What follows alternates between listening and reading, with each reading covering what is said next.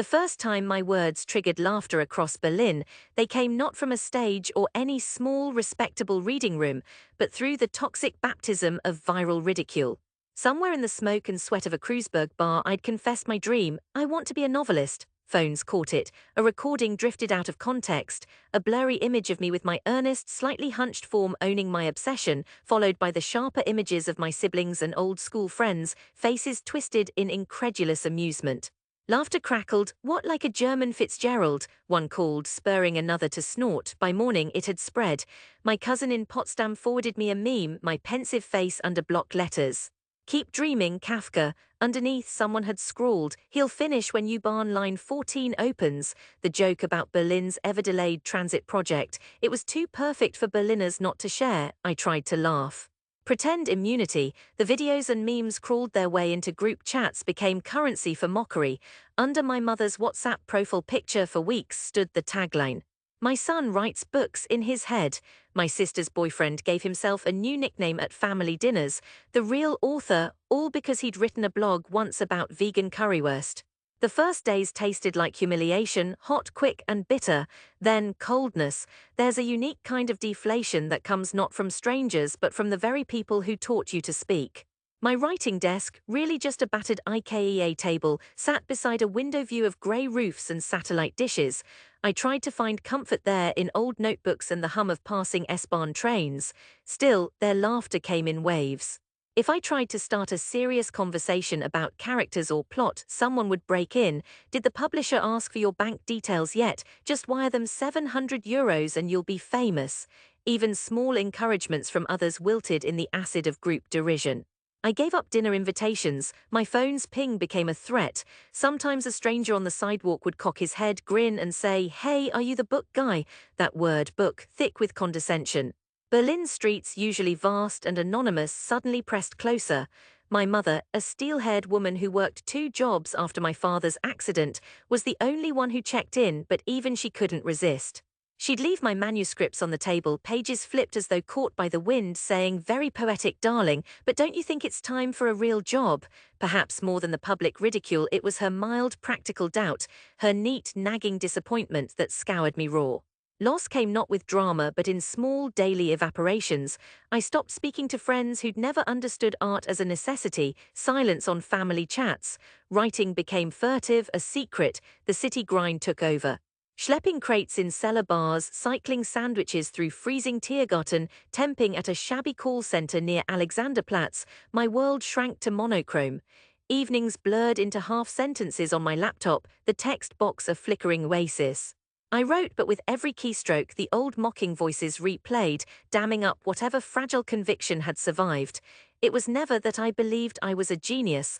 I only needed to build something truer, deeper than the world around me.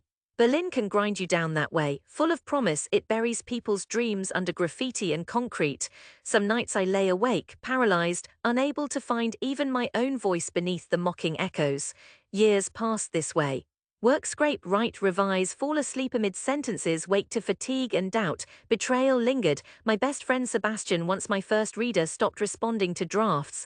"It's good," he'd shrug, distracted, or "Maybe try something else, write about Berlin but funny." I wanted to trust his advice, but the raw edge behind it, a kind of resigned disbelief, made me stop asking for help. But slowly, page after page, something shifted. Among the thousands of thrown-out words, I found a story with blood in it. Not pretty, not sleek, just true. I wrote about dreams, appetites, and Berlin's endless bruising churn. My characters staggered through broken relationships, social alienation, all the cold flashing neon moments that had carved me hollow. I let them fail. I let them bleed. Submitting the manuscript felt like dropping a message in a bottle into the spree. Every rejection letter confirmed what my family believed. Some stopped being polite. "Berlin isn't New York," one agent wrote. And then one day, after an all-night stock-taking shift, an email hidden among bills and spam from a small Munich publisher. The editor's note was short: "I feel this book, come see us."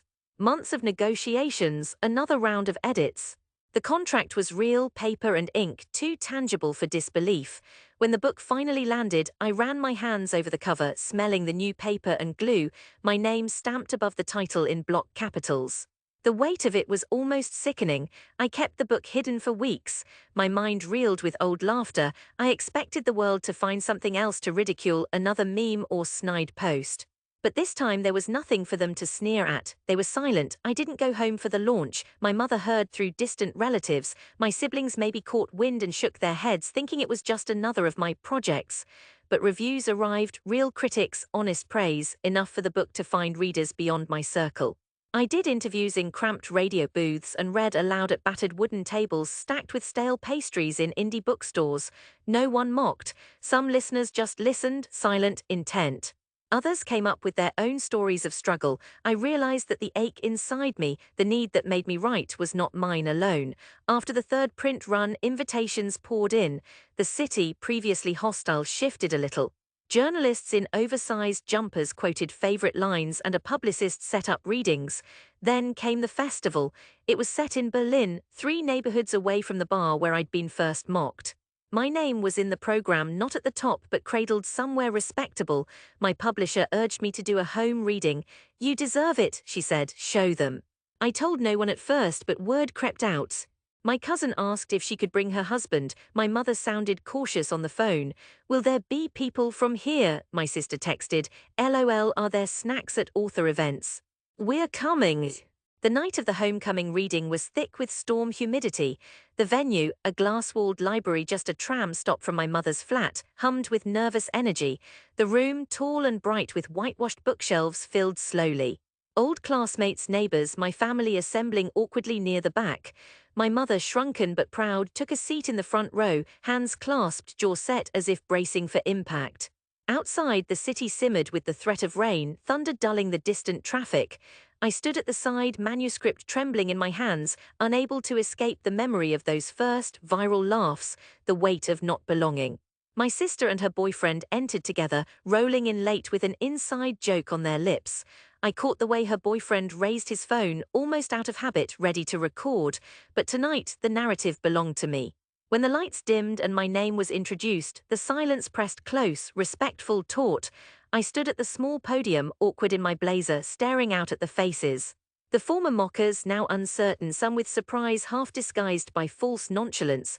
My hands shook as I unfolded the first page. I began to read not the opening but a passage from the heart of the book, one that mapped my own journey. A character frozen at a family dinner, laughter rattling around him, dreams dismissed as fantasy. The words rang out, unbroken by jeers. For a long moment, the only sound was the speaker's cracked timbre and the soft, gull-like wailing of police sirens outside. My mother stared at me as if I'd performed surgery on her chest. As I finished, applause rolled up, hesitant at first, then growing. Faces softened. Some eyes, unexpectedly my sister's, shone not with ridicule but with something like respect. Her boyfriend kept his phone down, gaze fixed on me. After, in the buzz of mingling, my old classmates arrived, shuffling awkwardly. "You really wrote all that," said Make, his voice carrying both disbelief and a grudging admiration. "It's about here, isn't it?" murmured Svenja, eyes downcast, living here, wanting more. They bought copies, clutching them stiffly. My cousin didn't joke this time. Even the library manager stopped me. "Most full I've seen this place in years." I watched my family gather their things. My mother approached, eyes alight, voice tremulous. "It was you in that book, wasn't it?" she asked. I nodded. She squeezed my arm, the pressure of regret and pride. She said quietly, "I wish I'd listened closer." I smiled. For once words failed me, which felt right. Later that week, reviews filtered in. A Berlin paper ran my photo alongside my novel's title, the caption blunt, "Defying doubt, one word at a time." It landed in group chats, this time not for mockery but as proof.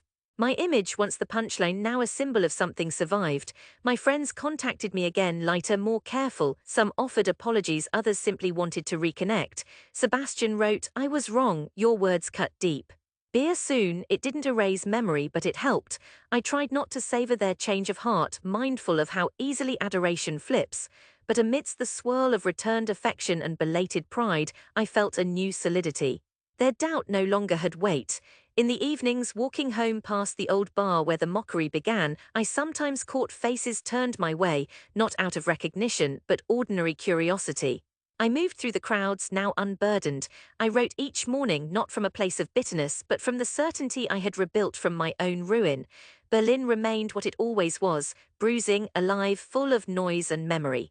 But now, when I looked out from my window at the city, grey, unblinking, I saw not the shadow of ridicule but the bright line of possibility.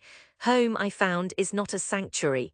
It's the ground where you fall, and sometimes, if you're stubborn enough, the place you teach yourself to rise again.